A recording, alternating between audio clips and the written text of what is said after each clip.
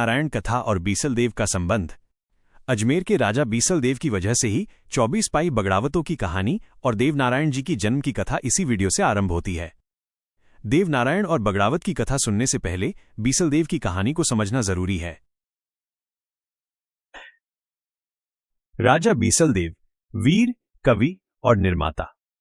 राजा बीसल देव विग्रहराज चतुर्थ का काल भारतीय इतिहास में चौहान चाहमान वंश के उत्कर्ष का स्वर्ण युग माना जाता है।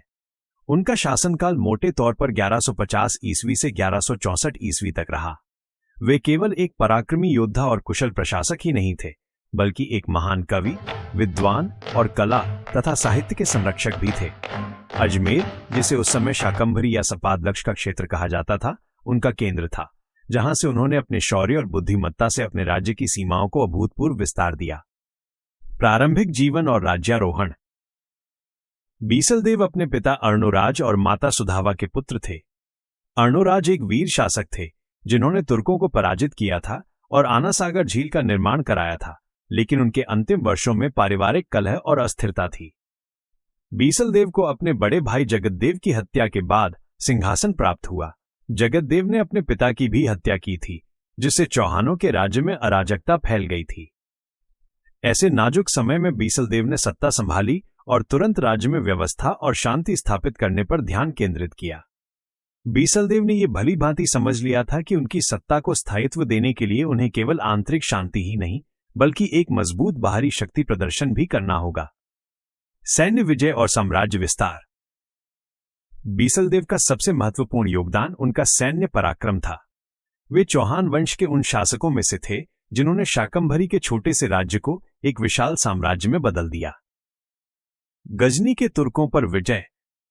उनकी सबसे बड़ी और निर्णायक सफलता तुर्क आक्रमणकारियों के विरुद्ध थी। बीसल देव ने दिल्ली ढिल्लिका के तोमर शासकों को पराजित कर उसे अपने अधीन किया और फिर तुर्क शासकों, जिन्हें चौहान अभिलेखों में म्लेच्छ या यवन कहा गया है, को परास्त किया। ये विजय इतनी महत्वपूर्ण थी कि इसका उल्लेख उनके कई अभिलेखों, विशेषकर दिल्ली शिवालिक स्तंभ लेख, जो मूलतः शिवालिक पहाड़ियों में मिला था और अब दिल्ली के लौह स्तंभ के पास स्थापित है, में गर्व के साथ किया गया है।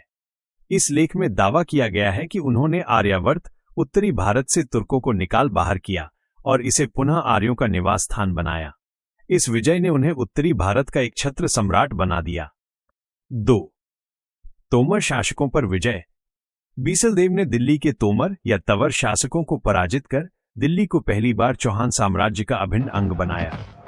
दिल्ली के अधिग्रहण से उनके राज्य की सीमाएं यमुना नदी तक पहुंच गईं, जिससे पंजाब और गंगा यमुना दोआब के समृद्ध क्षेत्रों पर उनका नियंत्रण स्थापित हो गया। 3. अन्य शासकों पर विटामिन D3। उन्होंने मालवा के परमार और गुजरात के चालुक्य शासकों को भी चुनौती दी और उन्हें कई बार हराया। उनके साम्राज्य की सीमाएं उत्तर में हिमालय की तलहटी तक, पूर्व में दिल्ली और गंगा यमुना दोआब तक, दक्षिण में विंध्य क्षेत्र तक और पश्चिम में राजस्थान के बड़े हिस्से तक फैल गईं। उन्होंने अजमेर को अपनी राजधानी के रूप में स्थापित किया और उसे भव्यता प्रदान की। बीसल देव की सैन्य विजयों का एकमात्र उद्देश्य केवल भूमि जीतना नहीं था, बल्कि उत्तरी भारत को उस समय लगातार हो रहे विदेशी आक्रमणों से सुरक्षा प्रदान करना था। निर्माण कार्य और वास्तुकला। बीसल देव एक महान निर्माता थे जिन्होंने कला और शिक्षा के क्षेत्र में भी अमूल्य योगदान दिया। सरस्वती कंठाभरण, 2.5 दिन का झोंपड़ा। उनका सबसे प्रसिद्ध निर्माण कार्य अजमेर में स्थित सरस्वती कंठाभरण नामक एक संस्कृत विद्यालय और मंदिर परिसर था।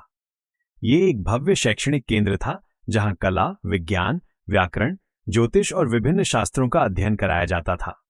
ये केंद्र वास्तुकला का एक उत्कृष्ट नमूना था। दुर्भाग्यवश बाद में मोहम्मद गोरी के सेनापति कुतुबुद्दीन ऐबक ने इसे नष्ट करके 2.5 दिन का झोंपड़ा नामक मस्जिद में परिवर्तित कर दिया। आज भी इस परिसर पर बीसल देव द्वारा उत्कीर्ण करवाए गए संस्कृत नाटक और शिल्पकला के अद्भुत अवशेष मौजूद हैं, जो उनके साहित्यिक प्रेम और निर्माण कौशल की गवाही देते हैं। 2. बीसलसर झील, बीसलपुर बांध। जल प्रबंधन के क्षेत्र में उनका सबसे महत्वपूर्ण कार्य बीसलपुर नामक स्थान पर एक विशाल बांध का निर्माण था। इस बांध से बनी झील को बीसलसर कहा गया। ये बांध आज भी राजस्थान के टोंक जिले में स्थित है और इसे आधुनिक काल में एक बड़े पेयजल परियोजना के रूप में विकसित किया गया है। ये निर्माण कार्य उस समय की उन्नत अभियांत्रिकी और लोक कल्याण के प्रति बीसल देव की प्रतिबद्धता को दर्शाता है। साहित्यिक योगदान और संरक्षकता। बीसलदेव स्वयं एक महान कवि और विद्वान थे।